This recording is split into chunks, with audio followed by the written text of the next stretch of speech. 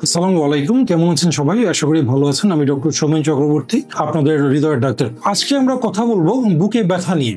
এই যে বুকে ব্যথা, আমি মজা করেই বলি যে আমাদের হার্টের 90% রোগী মারা যাওয়ার সময় মারা যায় জেনে যে আমি গ্যাস্ট্রিকে মরে যাচ্ছি, এবং আমরা বুকে ব্যথা নিয়ে বসে থাকি গ্যাস্ট্রিকের ব্যথা বলে। এখন সব বুকে ব্যথাই কি গ্যাস্ট্রিকের ব্যথা? এটা আমরা আলাদা করব কিভাবে? বিশেষ করে আমাদের মা বোনরা যারা আছেন তারা কিন্তু এমনিতেই বাসায় একটু নিজেদের সমস্যাগুলোকে চেপে রাখেন, এবং তারা কিন্তু বারবারই আমরা দেখি যে বুকে ব্যথা হচ্ছে, হয়তো আমার মায়েরই হচ্ছে, জিজ্ঞাসা করলাম হ্যাঁ বুকে ব্যথা হচ্ছে, না রে বাবা গ্যাস্ট্রিকের ব্যথা। কিন্তু এই ব্যথা কি আসলেই গ্যাস্ট্রিক? আমাদের জানতে হবে কোন ব্যথাটা গ্যাস্ট্রিকের, কোন ব্যথাটা আসলেই হার্টের ব্যথা, এবং আমার এর পরবর্তী পর্যায়ে পরবর্তী ধাপের পরীক্ষা করা উচিত। এই যে গ্যাস্ট্রিকের ব্যথাটা কিন্তু সাধারণত হবে আমার বুকের নিচের অংশে, এবং এই ব্যথাটা যখন হবে তার সাথে খাবারের একটা রিলেশন থাকবে। খাওয়ার পরে হয়তো ব্যথাটা একটু কমবে, বা খেলে আর একটু বাড়বে। এবং গ্যাস্ট্রিকের যে ব্যথা, সেটাতে সাধারণত আমরা যে অনেক সময় বলি যে আপনার মুখে কি তিতা পানি আসে, হয়তো আপনার ঢেকুর হচ্ছে, মুখে একটু তিতা পানি আসছে, সেটা মোস্ট লাইকলি গ্যাস্ট্রিকের ব্যথা।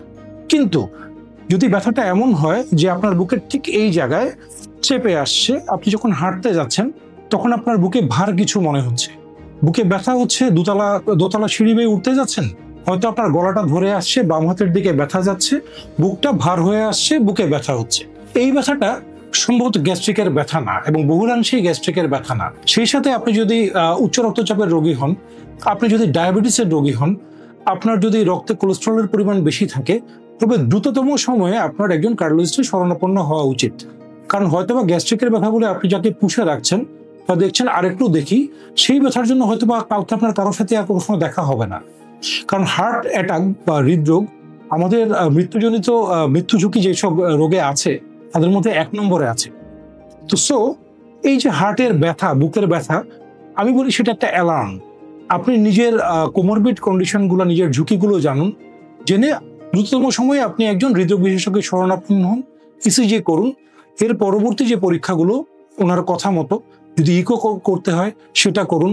এক্সারসাইজ টলারেন্স টেস্ট আমরা বলি, যে হাঁটার সময় আপনার ইসিজিতে কোনো পরিবর্তন আসছে কিনা সেটা করতে হবে, এবং যদি তিনি জরুরি মনে করেন সেক্ষেত্রে ব্লক শনাক্তে এনজিওগ্রামে যাওয়া, যেটাতে ব্লকের মাত্রা আমরা পরিমাপ করি, সেটা করা খুবই জরুরি।